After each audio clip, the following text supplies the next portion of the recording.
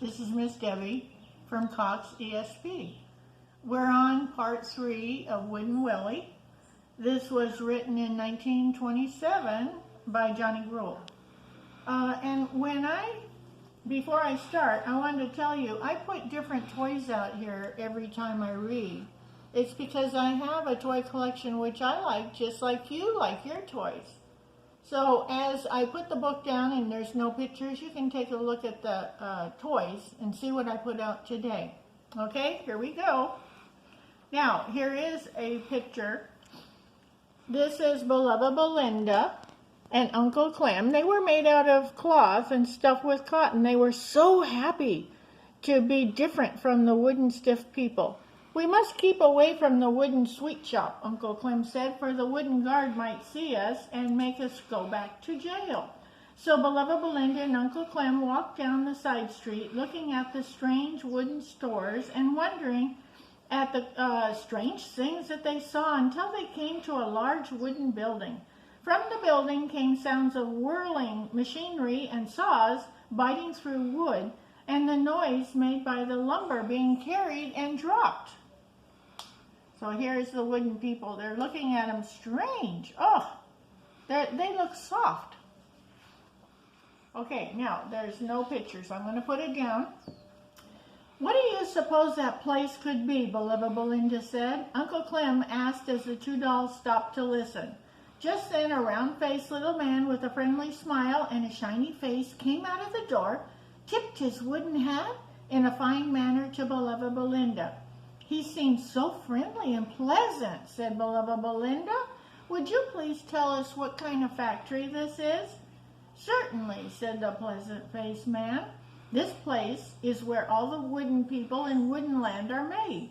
And it's quite a place, too. I believe it's the only one of its kind. I have just been refinished myself," he added, and he turned round and round for Uncle Clem and Beloved Belinda to see all his fine points. "I must say, you look fine," Uncle Clem said.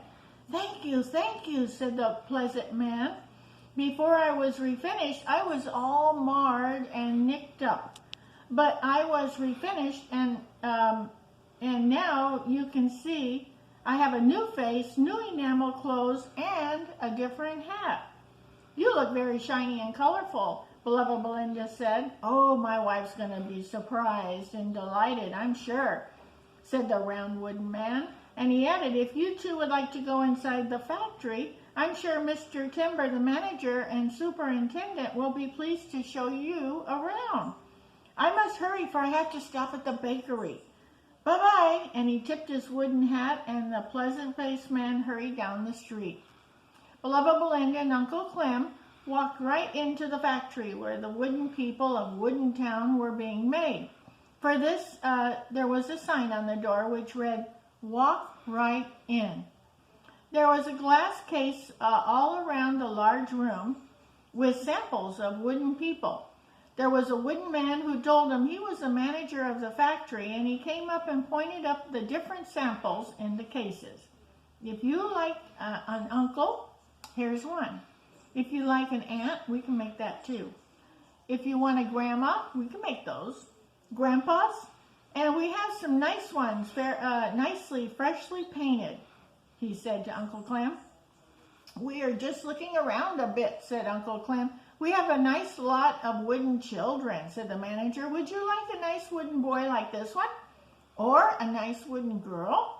We guarantee the wooden children never quarrel or fight. You can have them with curls or bobbed hair, colors of any way you wish." Beloved Belinda noticed there were 5 children carved out of wood, sitting in chairs. "Why are those children out of one piece of wood, chair and all?" she said. "Well, some people just like them that way. They like them to sit pretty, and they take them out when company comes. They are all carved in a chair with a poodle dog that comes with it if you buy one of those children." For he added in a whisper to Beloved Belinda, "Nearly all people who have poodle dogs love children too. Isn't that silly? What are these stiff-looking people? Uncle Clem asked, pointing to the case filled with wooden people, heads tilted back with haunting expressions carved on their faces. The manager laughed softly. Those are the rich aunts and uncles and society folks. But I'll tell you, he whispered again, they are just veneer. What does veneer mean? Beloved Belinda asked as he said, they are carved out of the cheapest kind of wood, replied the manager, and they're covered with a thin layer of wood, just a little better quality. We put putty in all the seams and put a heavy coat of shiny paint on them so they look just as good as the other wooden people. They don't wear half as well, however. The grandmas and grandpas look kind, said Beloved Belinda. Indeed they are, said the manager. We're always making them out of the best materials. They're just good inside as they are outside. Maybe that's why everybody likes a grandma and a grandpa in real people, said Uncle Clem. Yes, indeed, agreed the manager. Every family should have a dear grandma and a grandpa, guaranteed to tell wonderful stories and are fond of children. Beloved Belinda walked towards the large case at the back of the room. Are these samples too? No, the manager replied. Those wooden things were made to order, but when they were almost finished, we found knots in the wood. So we had to make some other ones instead. So the wooden people are very fussy about their new children. The managers led them to the showroom, and they were blocks of wood being turned in cylinders back there.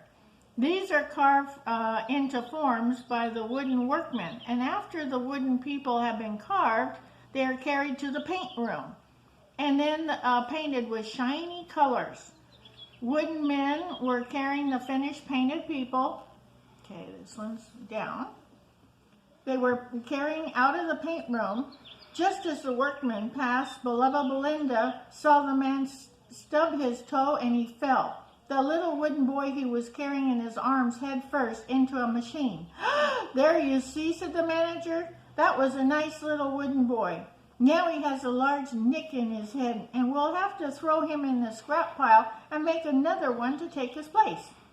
Oh, I wish you would give him to us, said Uncle Clem. Okay, he's yours, said the manager, surprised that anyone would want a little boy with a nick on his head. Uncle Clem stood the little boy on his feet. Thank you, said the wooden boy. There, I said he was a nice little wooden fellow, explained the manager. I bet he'll turn out just as fine as any boy we'd ever made. I'm sure he will, said Uncle Clem. We're very grateful for you for him. The nick on his head isn't so large, said Uncle Clem, as he and Beloved Belinda stopped to examine the wooden boy's head. Then they left the factory. It doesn't bother me one bit, said the wooden boy. Maybe we can have a wooden hat to fit him, suggested Beloved Belinda. Then the nick in his head won't show. And we should name him. Uncle Clem, what should we name him? I guess we will name him Willie, Uncle Clem replied. Don't you think that's a good name? That's easy to remember. Little Wooden Willie. Yes, I like it, said Beloved Belinda. I wish I had a wooden nickel, said Uncle Clem. I would buy Wooden Willie an ice cream soda.